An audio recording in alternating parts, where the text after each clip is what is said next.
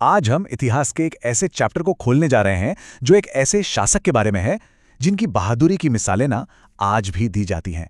एक ऐसा योद्धा जिसने अपनी शर्तों पर जीना और अपनी शर्तों पर मरना चुना। तो चलिए टीपू सुल्तान की इस कहानी में थोड़ा और गहरा उतरते हैं। एक शेर की जिंदगी या फिर एक गीदड़ की।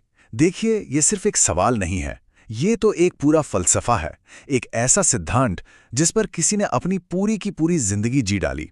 और यही सवाल, यही फलसफा टीपू सुल्तान की कहानी का बिल्कुल सेंटर पॉइंट है। तो चलिए कहानी के पहले हिस्से में चलते हैं। मैसूर का शेर।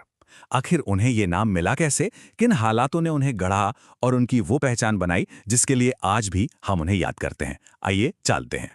जरा 18वीं शताब्दी के भारत को सोच कर देखिए। वो एक ऐसा दौर था जब ब्रिटिश ताकत, आप जानते हैं, धीरे धीरे पूरे देश पर अपनी पकड़ बना रही थी। एक के बाद एक बड़े बड़े रजवाड़े, बड़ी बड़ी रियासतें उनके सामने घुटने टेक रही थीं। माहौल में ना एक तरह की निराशा छाई हुई थी। लेकिन इसी निराशा भरे माहौल के बीच दक्षिण भारत में एक ऐसा शासक था जिसकी सोच सबसे अलग थी। ये थे हैदर अली के बेटे और मैसूर सल्तनत के सुल्तान टीपू सुल्तान। और उनका मिशन बिल्कुल क्रिस्टल क्लियर था, जिसमें समझौते की कोई गुंजाइश ही नहीं थी। बस एक ही मकसद, अंग्रेजों को किसी भी कीमत पर भारत से बाहर खदेड़ना। तो सवाल यह है कि इतने बड़े मिशन को पूरा करने के लिए उन्होंने क्या किया, क्या तरीके अपनाए। तो अब हम बात करेंगे रॉकेट और युद्ध की। यहां हम देखेंगे उनकी मिलिट्री स्ट्रैटेजी और वो कमाल के इनोवेशंस जिन्होंने उन्हें वाकई सबसे अलग खड़ा कर दिया। और जानते हैं, अपने इसी जबरदस्त इरादे और कभी न झुकने वाले रवैये की वजह से ही उन्हें एक नाम मिला, मैसूर का शेर। और ये सिर्फ एक टाइटल नहीं था, ये उनकी पहचान थी।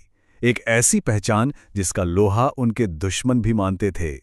टीपू सुल्तान सिर्फ एक बहादुर योद्धा ही नहीं थे, वो एक कमाल के इनोवेटर भी थे। पता है उन्होंने क्या किया?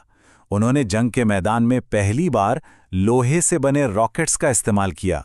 सोचिए जरा, ये एक ऐसी टेक्नोलॉजी थी जिसने ब्रिटिश सेना के होश उड़ा दिए थे।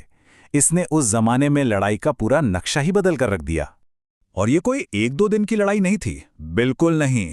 टीपू सुल्तान और उनके पिता हैदर अली ने मिलकर कई सालों तक ब्रिटिश ईस्ट इंडिया कंपनी के खिलाफ एक दो नहीं बल्कि पूरे 4 युद्ध लड़े। इतिहास में हम इन्हें एंग्लो मैसूर वॉर्स के नाम से जानते हैं। ये एक बहुत लंबी और मुश्किल लड़ाई की दास्तान है जो एक पीढ़ी से दूसरी पीढ़ी तक चली। अब हर कहानी की तरह इस कहानी में भी एक वो मोड़ आया जो सब कुछ तय करने वाला था। तो चलिए अब चलते हैं कहानी के सबसे अहम, सबसे क्रिटिकल मोड़ पर, आखिरी लड़ाई। एक ऐसी लड़ाई जहां सच में सब कुछ दांव पर लगा था। साल था 1799 और जगह थी सिरिंगापट्टम, यानी मैसूर की राजधानी। यहीं पर वो आखिरी और निर्णायक घेराबंदी हुई जिसने इतिहास का रुख मोड़ दिया। ब्रिटिश ईस्ट इंडिया कंपनी ने इस बार अपनी पूरी ताकत झोंक दी और मैसूर पर एक जबरदस्त हमला बोल दिया।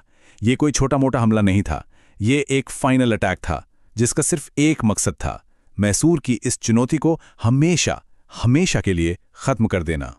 लेकिन इस मुश्किल घड़ी में भी जब हार सामने दिख रही थी, टीपू सुल्तान का हौसला जरा भी नहीं डगमगाया। उनके सामने सरेंडर करने का ऑप्शन रखा गया था, लेकिन उन्होंने हार मानने से साफ मना कर दिया। वो अपने नाम शेर की तरह ही अपनी आखिरी सांस तक लड़े, अपनी तलवार हाथ में लिए मोर्चे पर डटे रहे और आखिर में उसी जंग के मैदान में अपनी मिट्टी की रक्षा करते हुए वो शहीद हो गए। लेकिन क्या एक योद्धा की कहानी उसकी मौत के साथ ही खत्म हो जाती है? नहीं, बिल्कुल नहीं। अब हम बात करेंगे टीपू सुल्तान की उस विरासत की जो आज भी जिंदा है। एक ऐसी अमर विरासत जो हमें आज भी इंस्पायर करती है। और यहीं पर उनकी वो मशहूर बात सामने आती है, गीदड़ की 100 साल की जिंदगी से बेहतर है शेर की एक दिन की जिंदगी। ये लाइन उनकी पूरी जिंदगी का निचोड़ है, उसका सार है। याद है, हमने शुरू में यही सवाल उठाया था। ये सिर्फ कहने की बात नहीं थी, ये जीने का एक तरीका था जिसे उन्होंने अपनी आखिरी सांस तक निभाया। और इसीलिए आज भी इतिहास उन्हें एक ऐसे जांबाज योद्धा के तौर पर याद करता है जिसने गुलामी की जिंदगी जीने से इनकार कर दिया, जिसने अपनी रियासत की आज़ादी के लिए, उसकी संप्रभुता के लिए लड़ना चुना। उनकी कहानी हमेशा हमें यह सोचने पर मजबूर करती है कि आखिर एक विरासत का असली मतलब होता क्या है।